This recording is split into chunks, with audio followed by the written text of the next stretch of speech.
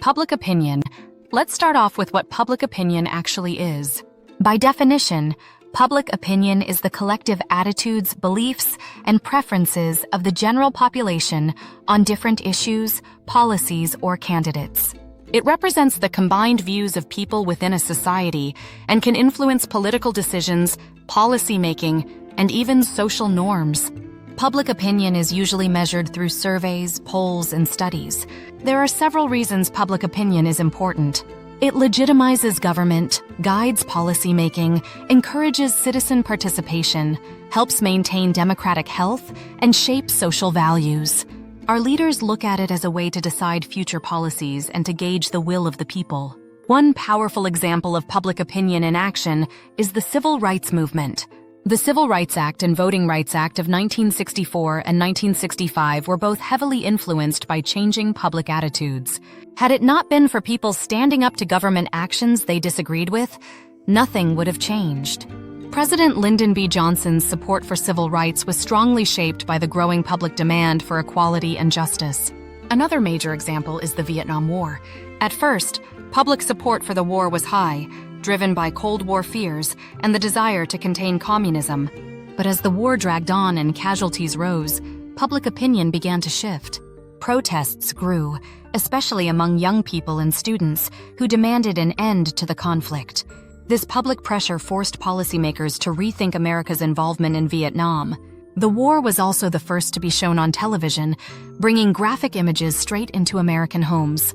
For many, that coverage changed everything. It showed the harsh realities of war and fueled opposition. As skepticism grew, so did demands for greater government transparency. This rising distrust led to the War Powers Act of 1973, which limited the president's ability to send troops into combat without Congress's approval.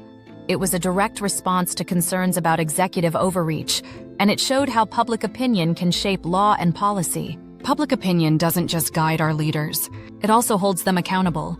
Through elections, citizens have the power to demand change and influence decision-making. Taking part in polls and protesting unjust action are ways some choose to push for change in the system. Interest groups and the media are also tools people use to make their voices heard and push lawmakers toward public interests. There are several theories about how public opinion is formed, not all of them positive.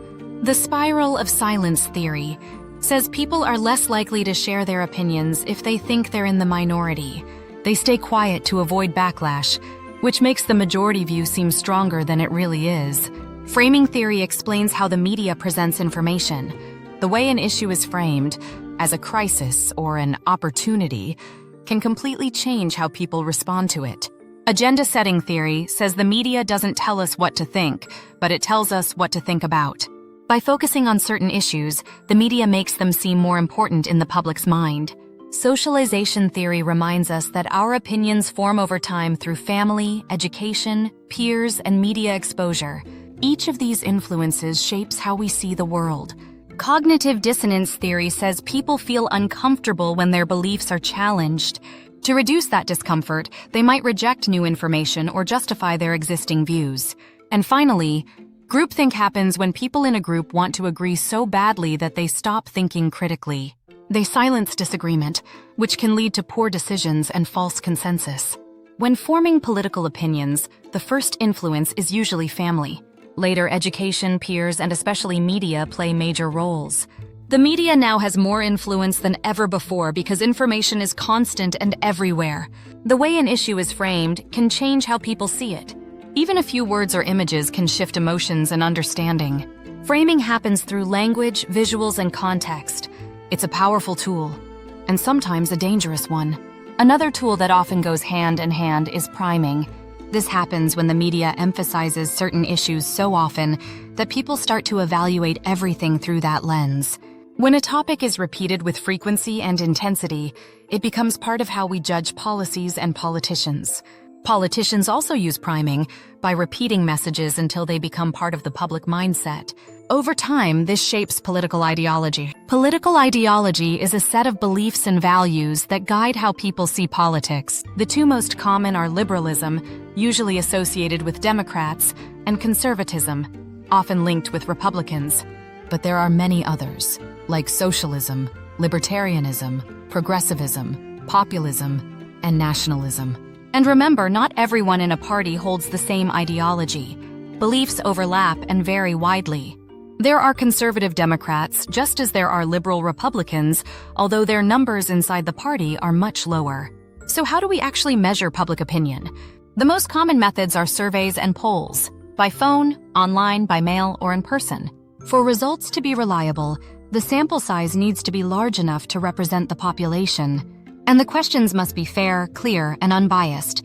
Another measure is through focus group, a small group that discusses issues in depth. It provides detailed insight, but results can't always be generalized to the entire population. Even the way a moderator asks questions can affect answers. Two common sampling methods are random sampling, where everyone has an equal chance to be chosen, and stratified sampling, which divides people into subgroups by characteristics like age, gender, or income. Poll accuracy depends on the margin of error. The smaller it is, the more precise the results. But even the best polls can be wrong. For example, the Pew Research Center only predicted 1 out of the last 3 presidential elections correctly. And in 1948, exit polls famously got it wrong with the headline, "Dewey defeats Truman." Harry Truman had won the presidency, but because of exit polls, the Chicago Daily Tribune made a pretty big mistake. The news and social media both shape public opinion. News outlets influence what we focus on, and with 24-hour news cycles, the race to be first often outweighs the need to be right. Social media takes it further, using algorithms to create echo chambers, where people mostly see information they already agree with. This deepens polarization and limits exposure to opposing viewpoints. When it comes to political participation, public opinion drives more than just voting. It fuels campaigns, grassroots movements, protests, and social media activism. All of these impact policy and shape the nation's direction. And there are many outside factors: age, gender, race, income, education, and trust in government that all influence how people form opinions and choose to act. In the end, public opinion holds our leaders accountable, shapes laws and values, and when functioning properly, reminds those in power who they work for the people. When informed citizens engage, speak up, and participate, the government works better for everyone.